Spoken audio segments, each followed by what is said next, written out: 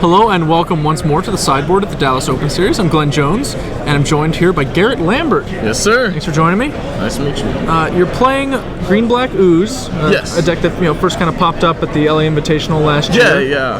And why'd you want to play Green-Black Ooze? I saw a lot of success with Brian Kibler's version of it, which he originally championed it out for me. Like, I saw the deck and I was like, it's not the most expensive deck here because you got the decks with Sphinx's Revelations, you've got the decks with all the guild leaders and all that. So right now I'm thinking that like with all the trample that this deck gives off and all the Undying, those field nukes like Supreme Verdict, they actually don't do anything to the deck. I mean, they just turn null and void.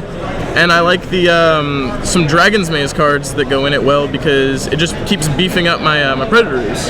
Yeah, the Dragon's Maze additions you have here seem pretty good. In the main deck, you've added Putrefy, pretty much an obvious card for a lot of people to add. Yeah. It's one of the more powerful removal spells we've seen in a while. And you have Varolz the Scar Strike. Yeah. So Varolz is a 2/2 for 3.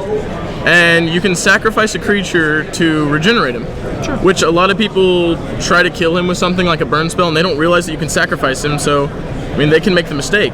But his best ability is the fact he gives everything in your graveyard scavenge.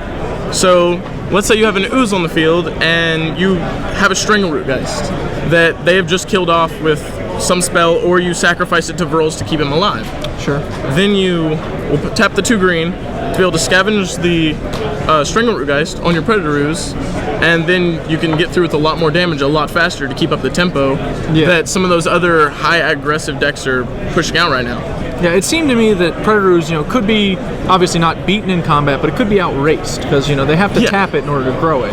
So, you kind of lose the ability to block. And Varolz, in addition to, giving you that growing power, he also protects things from Pillar Flame, like Strangleroot Geist. Yes. As long as he's out there, there's not really much they can do. Yeah. I mean, if they want to Pillar Flame something while Varolz is on the field, then I could sack him and not worry about it. Or with the Ulvenwald Tracker that's in my deck, sure. In response to them trying to Pillar Flame me, I can just tap Ulvenwald Tracker and have it fight something and kill it that way.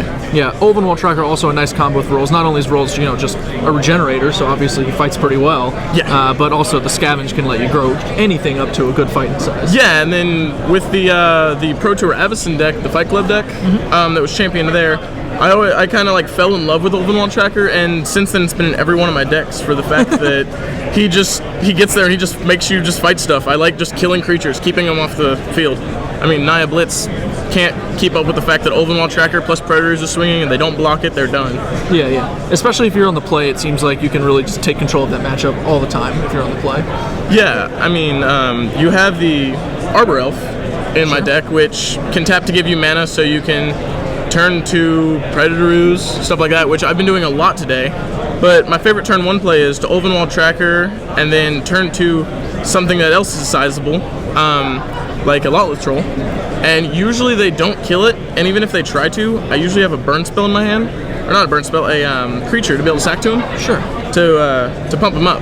So even if they try to Tragic Slip him in response, I can just pump him up and he's safe. Yeah, he'll make it through okay. Yeah, a lot of people like playing him as a 3-drop. 2-drop's fine with me.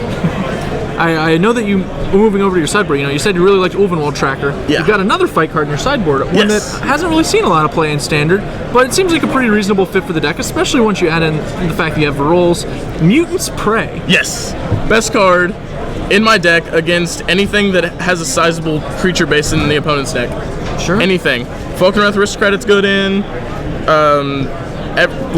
I have not found a deck today that I haven't sided in Mutant's Prey if they're using stuff like Restoration Angels and all that, just so I can kill it.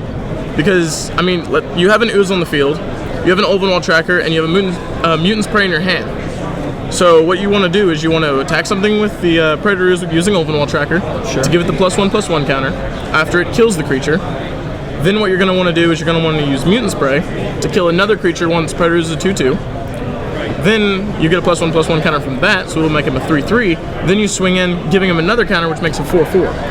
So against all these creature decks, it really seems like, you're just trying to get as many prey upons as you can, basically going. Yeah. Obviously, with all the +1/++ counters in your deck, between Ferals, Lotla Troll, Predators, the Mutant Spray is very close to just instant speed prey upon. Yeah, and I don't like running prey upon in it as much because it's during my turn.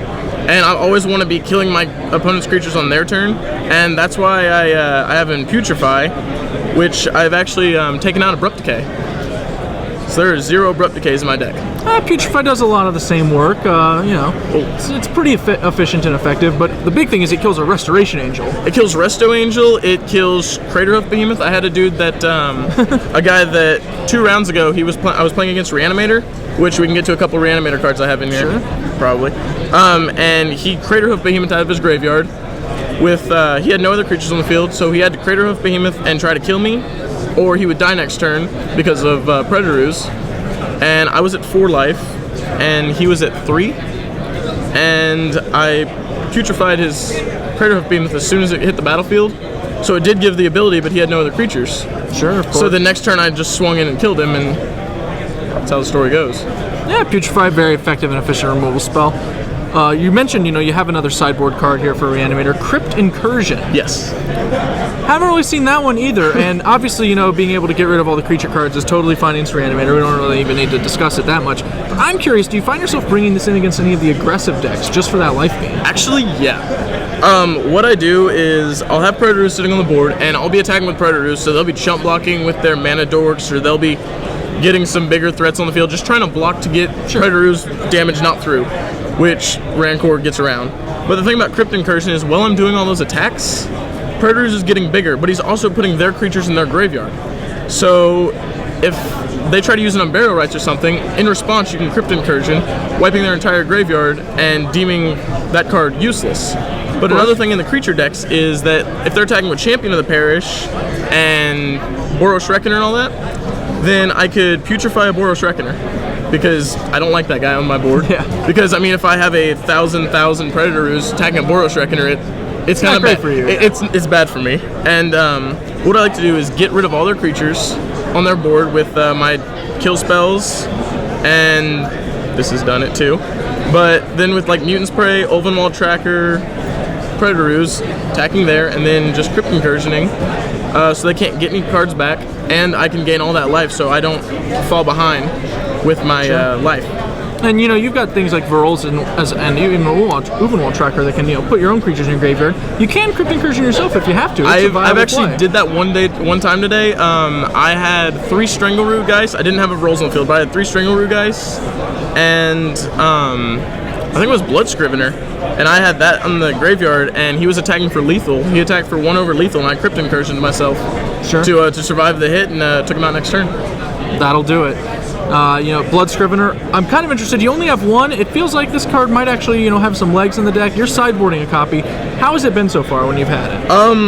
I only play Blood Scrivener. Like, it's a good card and all, but it's one of those cards that I will only play against a control deck. I mean, aggro decks, I've been seeing Siren Insanity, which if I have Blood Scrivener on the field, that just deems Siren Insanity useless pretty much, because I'll be drawing 2 cards every turn, and I'll be losing 1 life, but Crypt Incursion comes in handy there. If I can draw it off of Blood Scrivener and they have creatures in their yard from the sire themselves, very likely they get rid of their own creatures. So Blood Scrivener loses me a life, but I draw 2, so that gives me a better chance to play a threat, or a better chance to get another land drop if I need another land drop at the moment, because I'm only running 23 lands and not very many duels. All right. Well, Garret, I hear this is your last big tournament before you're shipping out. Yeah. So thanks for joining me and sharing the deck. I really appreciate it. Thank you, man.